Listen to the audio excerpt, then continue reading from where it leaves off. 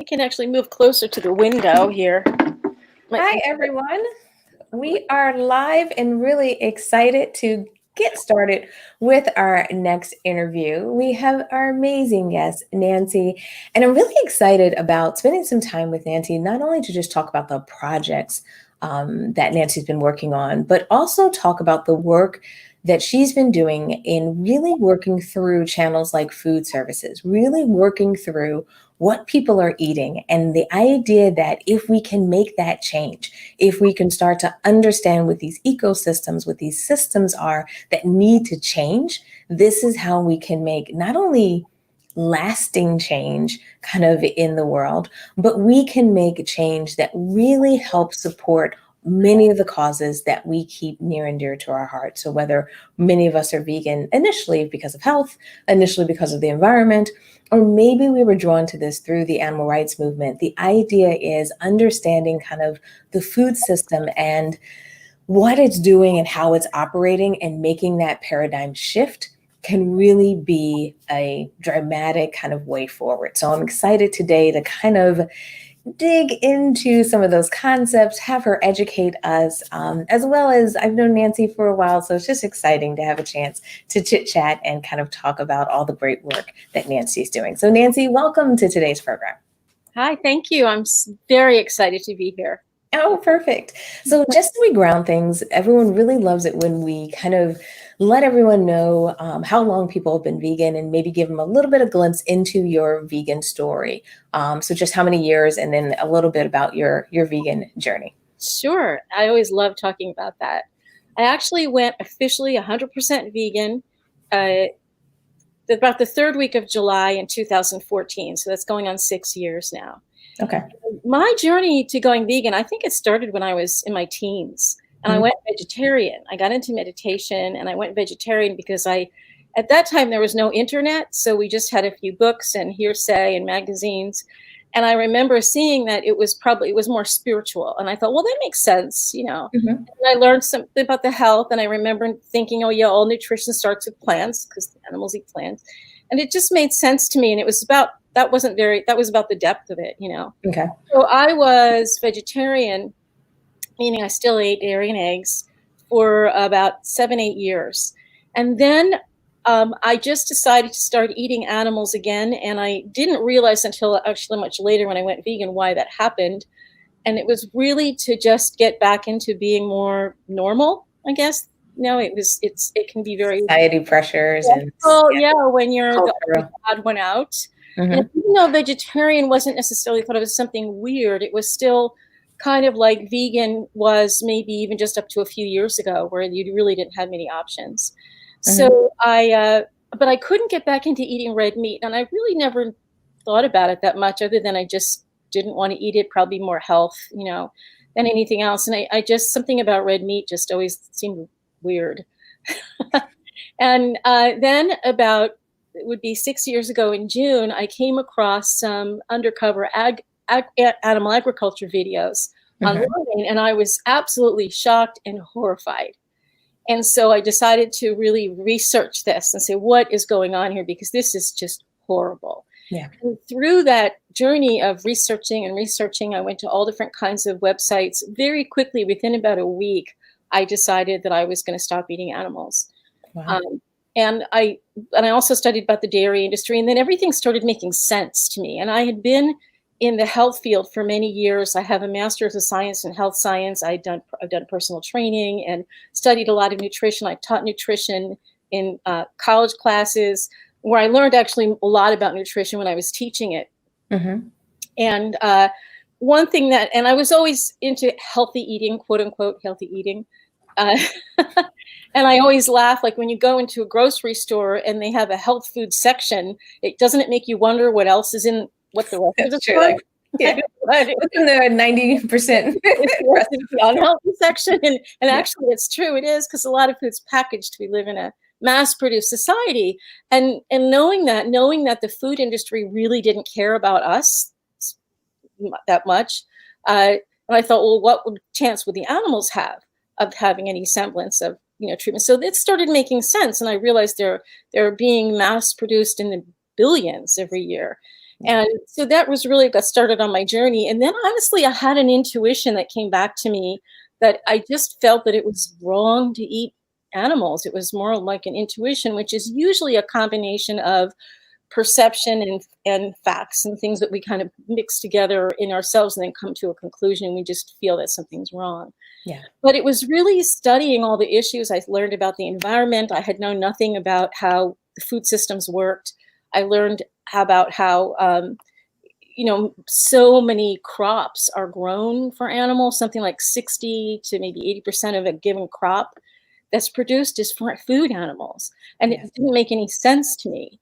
And I also started, again, like studying the health, and I've learned, as we all have, that actually a whole food plant-based diet is the healthiest diet.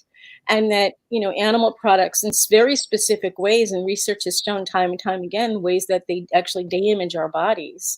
So it just was like the deal was sealed. Now there was awful things being done to the animals, and the fowl and the fish, destroying the environment, wasting all this food, and so many people that are starving throughout the world.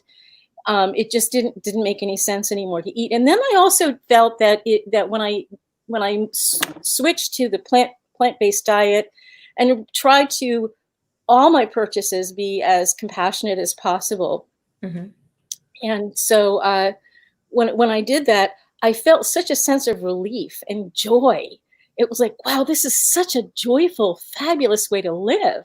Yeah, and it's just a totally different experience. Yeah, I just love it. Like, food is a celebration of life, and there's just something inside me, inside my being, that just really celebrates the joy of living this way. And I think it's so important to present veganism as a joyful way to live, not just escaping the horrors and not just avoiding heart disease and cancer. Although, sure, we want to avoid those.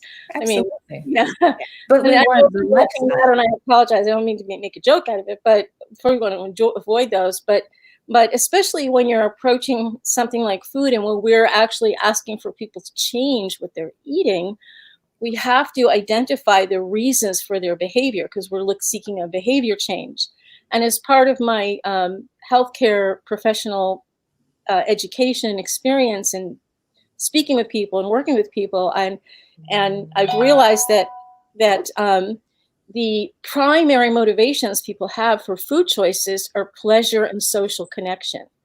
And so I've started addressing that in my work with BotaniCuisine, where I'm presenting, the magnificent world of plant-based eating and the many reasons of why it's so important. But people, especially as we approach more mainstream majority, people need to know what's in it for me. Is this going to be beneficial to me? Yeah, so it's got to connect to the reason why they do the things they do, the decisions that they make. So we won't be able to reach them otherwise. If while animal rights, and of course the term animal liberation is extremely important, of course, I'm wholeheartedly behind that. But in order to liberate the animals, one of the most primary things that we can do is actually help people stop eating them. And people do need to know, and this is what I've seen time and time again, they need to know what's in it for me. Is it going to benefit me? Am I going to enjoy it? Can I see myself doing this for the rest of my life?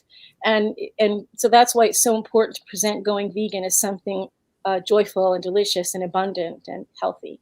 Yeah, and I love that. I love that you're doing that, because I think there is a lot of division around what's the best way to promote veganism, what's the best way to get people to transition, what's the best way to introduce. And I definitely think that people need to be educated. People have to understand what does happen. We don't need to, there's already industries that are putting the curtain up and hiding the information. So we don't want to be a part of that. We definitely want that information out there and available. But I do think there's something great about also helping people connect with a positive experience around making these transitions, about, it connects to things that they would naturally do, or connects to their natural behaviors, like you said, for community, socializing, culture, do you know what I mean?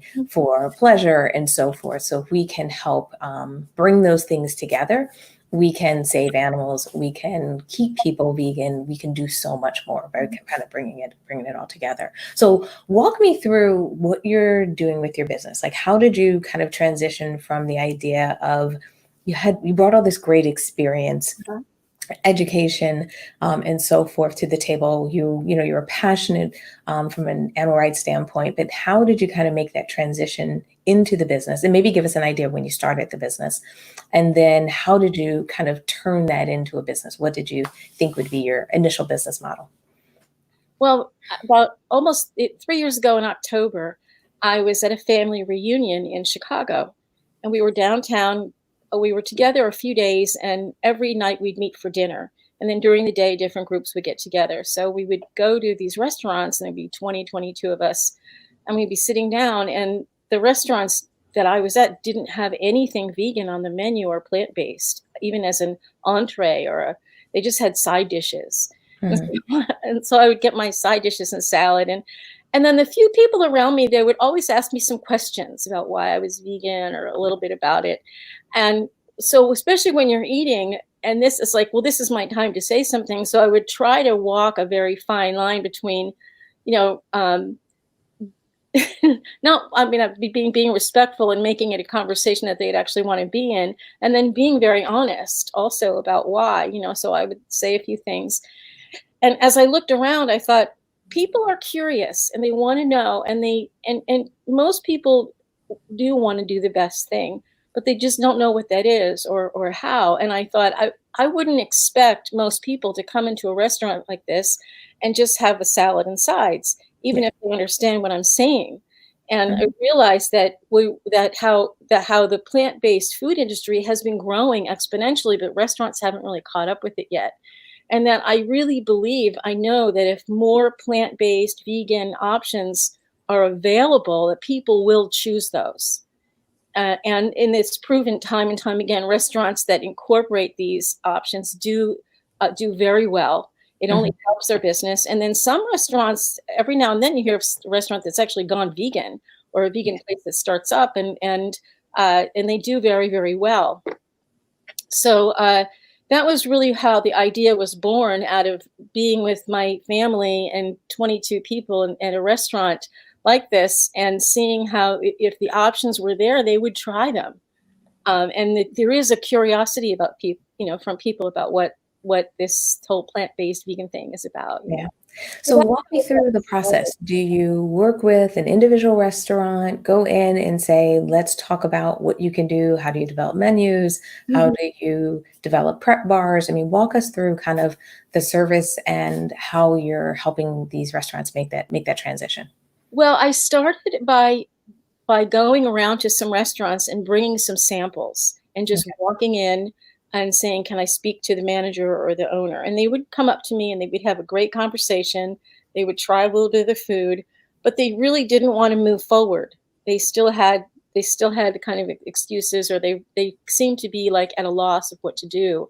So I could always do a menu review and things like that, but I found that it was hard to get into places. So that was when I started to expand the BotaniCuisine business model, and branch out into events, like having dinners at plant-based vegan buffets, and making it a social event, and then having some little bit of education at the end. So in that way, I also got myself into a restaurant, got them to make a whole meal for 16, 20, 30 people with vegan food, and establishing a connection that way as well. And so that became a big part of what I'm doing. And then I also have started now doing, have a booth at community markets. And that's another great way to get the word out there, to get my business name out there, and to start educating people. And then I completed, a few months ago, I completed a vegan consulting coach certification. And that helped me a lot, because this is someone that's been doing it for, I don't know, couple of years now. And so she really filled in a lot of the gaps that I had, because I felt like I had this great idea, but I really didn't know enough about how to get into restaurants and organize my attack. And now with the COVID, lockdown, it's completely put a, cap on everything. Yeah. So I'm still doing that now. And that was also when another thing I came up with was I organized the first vegan burger smackdown in Baltimore last year, and that was a great success. I have it tentatively scheduled for September, but it's not looking like it's probably going to happen. I'm going to change it. I came up with the plant-powered meat month. So my whole objective is to get into restaurants and to get restaurants. Everything I'm doing is focused on getting restaurants having more vegan food. And if anything, I send a little bit of information about why. And it's, for now, I feel like I'm planting seeds, more than anything else. And restaurants are starting to get the message, but it's a really prime time right now in the food industry, because plant-based foods, especially the proteins that they're calling plant-based proteins, plant-based meats and dairy, are booming and really setting the stage to make them proliferate and, dominate at least as much as animal meats are right now. And I think that's the next step. So I'm kind of doing all of it right now. And in doing the plant-based meat month, it actually, gives me a reason to be contacting restaurants and seeing if they want to participate in it that way. And then I can follow up with them over the months that follow. So let's give people a little bit of background on what you mean by plant-based meat month. Like, how is it working? How do restaurants sign up? Walk through that process, just so if anyone's listening and they're interested, or if they want to contact you because they want to have their area, their town, their restaurants participate, they can. Well, there's a website, plantbasedmeatmonth.com, that I put together. And the signing up is very easy. They just go, there's a business page. They go to the business page, download an agreement, very simple, very clear agreement. And I just get all their information. They choose the tier, the level of participation they want. They can get just a simple listing, which right now I'm actually offering for free. Or they can have what's called a premier spot on the website, where they get a really nice big section of the premier page.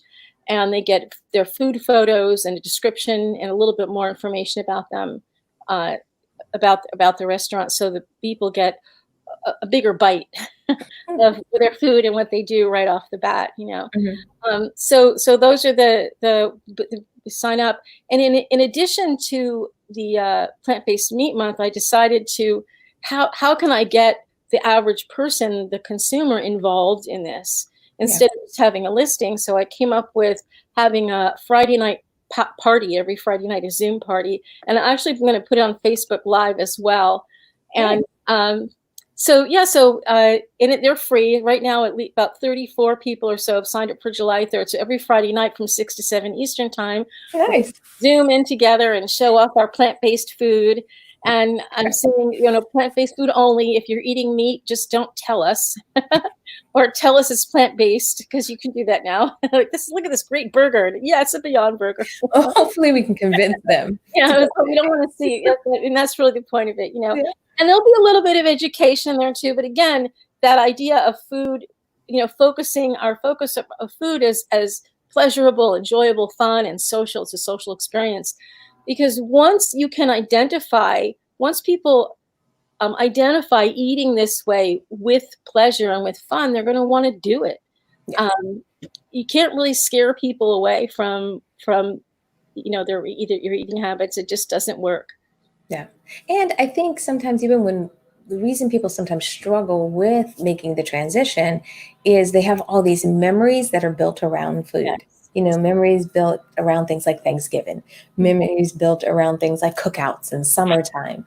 And we almost have to redesign and recreate some new memories that include plant-based foods, so that people can kind of hold on to them as well. They don't feel like they're not just maybe giving up the dairy, giving up the this or that. What they're doing is continuing these traditions, just continuing them in a slightly different way. So I really love what you're doing with the meetups on Fridays. I'll have to try to join one. I don't have to come this Friday, but maybe another one I'd love to come to. I'll allow you to, if people I know are welcome to do a pitch for their business too. It's every Friday from 6 to 7, and there's a Facebook page also. And on the plantpoweredmeatmonth.com, there's really clear links to that. And also, to help support it, I created what I'm calling a foodie power with perks just asking people to contribute $1, and there will be a raffle every week for different prizes. The participating restaurants and chefs. It's also open to chefs that send out their food, and that way I'm hoping to help get the event supported, because I'm offering free premier spots to anyone that's all vegan, to a restaurant that's all vegan, or a chef that's all vegan, a free premier spot. And I brought down the premier spot for all other places to $50. Right now it was higher. And I'm also thinking of maybe giving them a free 2-week offer, and then if they want to stay to contribute to the program, because it does cost money to be doing all the advertising, and I'm printing up flyers, and it's expensive, but it's a cause that I really believe in. So if this is what I have to do to get it going, if it's going to cost me, that's fine. No. Yeah, and sometimes that's what it takes to get the projects, get these things going. But what I really like about this is not only have you built a business, around this kind of connection, around this idea of helping businesses make the transition, bridging gaps, and so forth. But I think it also highlights, which I love to do on these programs, is the fact that there's so many different ways that we can all support the movement. There's so many different types of businesses that we can have, and our businesses can be kind of wrapped around the things that we're passionate about, wrapped around our skills, wrapped around the things that we kind of bring to the table. We all don't have to fit into one type of entrepreneurial box. Absolutely. And I really love when, we're able to share those stories and give people insight into other types of businesses, and also how, individuals like yourself, Nancy, are kind of changing the world out there. Yeah. Yeah. So if anyone is kind of struggling right now, they're having a little bit of a hard time because of all the change, especially someone like yourself, like you were doing events and pop-ups, and now that the world has changed and also the news is ticking up on, the second wave, the this and that. Yeah. Do you have any recommendations for either restaurants or anyone who's in the food industry that's trying to kind of find their footing again? They're trying to figure out what they should do or how they should move forward, especially as they're trying to maybe incorporate vegan options or potentially move that direction. Do you have any recommendations for them if they're maybe watching this segment? Well, the easiest thing to do right now is to just offer plant-based meats and dairy, offer some plant-based meats. The cheeses tend to still be more expensive, but they're all in food service. And I would recommend that, because especially the plant-based meats, you can get them frozen, so they'll have a longer shelf life. And that would be the easiest thing. And pick a few things on your menu, 2 or 3 entrees that you typically have, and offer vegan versions of those. That would be the easiest thing to do. And it turns out that plant-based meats actually cost less to serve on the menu than the animal-based meats. About half. When all is said and done, it's about half the expense. And it also saves money as well, and because it costs less, and you just get a lot more bang for your buck when you do that. And then there's some very, very easy vegan recipes, and just adding a couple of things to your menu. That's all. You don't have to revamp your entire menu, but I would recommend picking a couple of entrees that you typically have, and then just saying, we can make you a vegan version of this. And make really clear, because right now everybody is ordering things online. Yes. And I found that it's hard to see something. Sometimes you don't know, is this vegan or not? Is this 100% plant-based or not? Because they might say, well, we have a veggie burger, but are there egg and cheese in it? Are there things in it that you don't really know. So make it really, really clear on the menu when something is vegan and it's not. And that's something I can also help with for restaurants that participate in Plant-Powered Meat Month. I do also offer consultations to the restaurants, and I think go over individual menus and give individual suggestions, and I'm more than happy to do that. And for the premier restaurants, I'm offering like 30 minutes for free to do that. Oh, perfect. That's really good because I think a lot of times people are trying to figure out what's the best or most efficient way to get things done, especially right now. People may be a little bit more shorthanded. Mhm. Right. Also it's just the stress of it all, try to, make the best use of our time. We have a lot more people in our homes. People are maybe homeschool, well, not homeschooling now in the summer, but um, And and there's there's a lot going on in the home. also, So anything yeah, could there's also a lot of information out now coming about how, the awful things that are happening in the meat companies. Meat is becoming very expensive because production has slowed down. It's been very abusive on the workers, as we know, and yes. so many animals have had to be killed because they couldn't get them processed. And what's happened is many of the animals, especially the pigs, got too big to send through slaughter. They Yeah. generally slaughter them at 6 months, so it's really heartbreaking in every turn, for the animals, for the people, and many articles in mainstream, and I have some of those in my materials that I put for this promotion, about how animal agriculture is actually a breeding ground for disease, Yeah. and in order to mitigate any future pandemics, we have to move towards plant-based systems. It's just either that or bringing in more pandemics, and that's just there's a lot of information coming through mainstream right now about that and explaining why. So it's not just a vegan thing. Yeah. So, I agree. Yes. yeah, And I so think that most goes kind back of to where people understand that too. yeah, Uh, I think people are understanding it. And I think it even goes back to where we started in the beginning is doing the research, starting to understand really what is happening and how a lot of these pandemics are born, how they're maintained, and just like you said, what's happening to many of the workers in these meatpacking companies, how they're suffering and how they're really being taken advantage of because of some of the demand that's out there. So it's really a shame. And the idea is that we can all make this change. We all have the power to change where the demand is. We all have the power to switch. We all have the power to go to the grocery store and purchase certain items. So I think it's really an opportunity for all of us to start making some better decisions with our dollars, so that we can change. and it's important that people know that it's healthy. Yeah, That still a lot of people still are not aware of how and why plant-based foods are really the healthiest. And every major health and nutrition organization has an official statement about that too. It's very interesting to see that it's nothing new and the information is out there. I, absolutely. I do consolidate it and present it on my, especially my website, BotaniCuisine.com. Perfect. So if people want to get in touch with you, they should go to the website. What about social media? Where should they reach Yeah, out? the best place on plantpoweredmeatmonth.com, I have contact information there.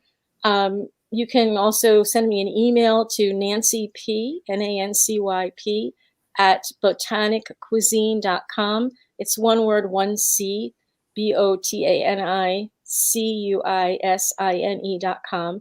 And you can contact me that way there. There's also a Facebook page. You can contact me through Facebook. There's Plant Powered Meat Month and Botanic Cuisine Facebook pages that they can contact me. I'm more than happy to respond. Oh, perfect. Well, thank you so much, Nancy, for being our guest today. Thank you so much for sharing the work you're doing. Thank you so much for the work you're doing. And I really glad we had a chance to not only give people a little bit of an update on what you're working on, some of the things that you're doing now, kind of post COVID, Yeah, and also ways that people can bring that community piece together by joining your Friday night party. So thanks so much. We'll make sure we give everyone the links. And I appreciate you and your time as well. thank you so much, Stephanie, for having me. I appreciate it. Absolutely.